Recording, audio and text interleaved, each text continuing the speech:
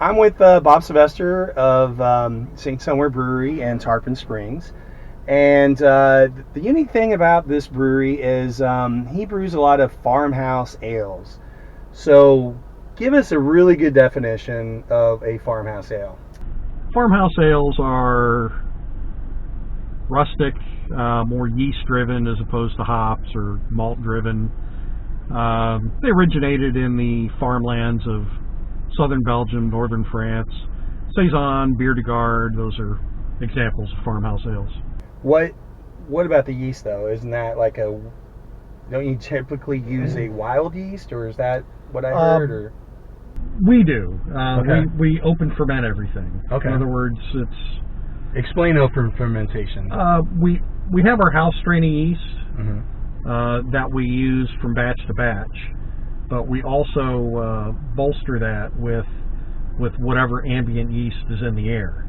Our fermenters are open top, so the beer is exposed to whatever's in the air. And there's a lot of wild yeast in the air. There's Saccharomyces, which is your standard beer yeast. That's where ales come from. There's Pediococcus, there's Brettanomyces, there's all kinds of souring bacteria, not souring bacteria. Does Florida play a good part in some of these yeasts where other states in the country would not? Or yes and no. Florida, because of the heat and the humidity in the summer, mm-hmm. even into the winter, it's a little more risky because there's a lot just plain old more in the air, and you also have to deal with acetobacter, which is what makes vinegar. You don't want that in the beer because you're going to end up with vinegar. There are a couple of bad things that are not harmful by any means, but they will negatively affect the beer, so you have to kind of dance around that. You have to dump a batch every once in a while. Okay. Completely open. Okay. The tops of the fermenters completely open. Okay.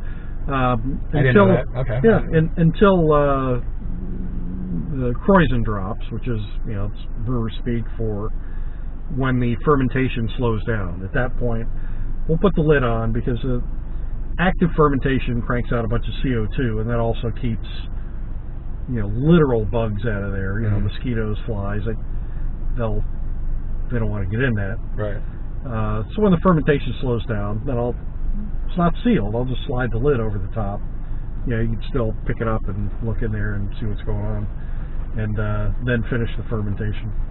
Now, I've also heard something about like Belgium candy sugars or something like that, or what? What is that, and what does that pertain to your beers, or? The only beer it would pertain to would be Lectio Divina. Okay. Which is it's a hybrid between Belgian double and a saison. Okay.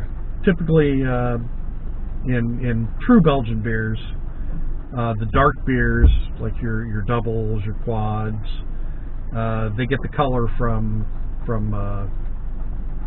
they call it candy sugar, but it's a byproduct of the baking industry. It's basically like a burnt sugar syrup. Okay. And they started using it years ago because it was going to be thrown out, so the brewers got a hold of it, used it. But you don't use that? I make my own. Okay. Lectio, I make what's called Spanish liquor. Okay.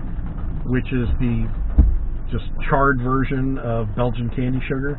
Okay. So I just start off with dry cane sugar and heat it to the point where it's molten, it's smoking and looks volcanic. It's pretty much black, and then I'll cool that, bring that to a solution, and that gets dumped in. Really? Yeah. Wow. I'd love to see that process. That'd be amazing. Smells fantastic. I bet. Okay, well, let's switch to you are opening up a new tasting room downtown.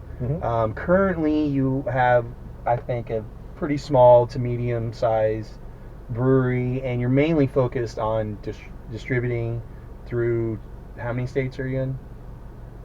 40 some Well, odd. 40 states. So you have a very small brewery. Yeah. Insert picture of your small brewery right now. And you're distributing to 40 states. So you're about to open up a tasting room downtown Tarpon and also a bigger brewery. Right. So are you going to try to do half and half now? Like half tasting room is what you're going for? Or do you think you're going to be increasing your distribution as well? Or Yeah, what's your plan on this? Distribution will probably be flat for a little bit. I want to focus on the tasting room. Okay. See what that's going to absorb. Okay. And up till now, it's been just me, one man show, except for my wife Ann, who does, the hard stuff. And you've been in this brewery for how many years? 10 years. 10 years. Wow. Yeah. Wow. Okay. So you've been so far so good. You're happy. Yeah. And so now you're in the next chapter. You're gonna just get some more local people involved. Yeah. We'll be able to hire some folks and give me a chance to get out in the market a little more and maybe expand our. And you're gonna do some cheeses and meats. Oh yeah. Meat and cheese board, and maybe in the future some more Belgium related. Is that what you're gonna try to go for? Anything? Yeah, depending on how the how the tasting room goes. I really don't want to be in the restaurant business. Yeah. I just want to have a little food to keep people interested. To keep you fed, right? Yes. You need some food around while you're brewing, right? Okay. I mean, I love charcuterie. Oh yeah, I do too. Any dried meat. Yeah. Meat and cheese and beer, man. Yeah. Can't go wrong. I even ate donkey sausage, which is good. All True. right. Well, I'm Jon-Paul. This is Bob Sylvester. Cheers. All right, cheers. And remember, if you're driving, order an Uber.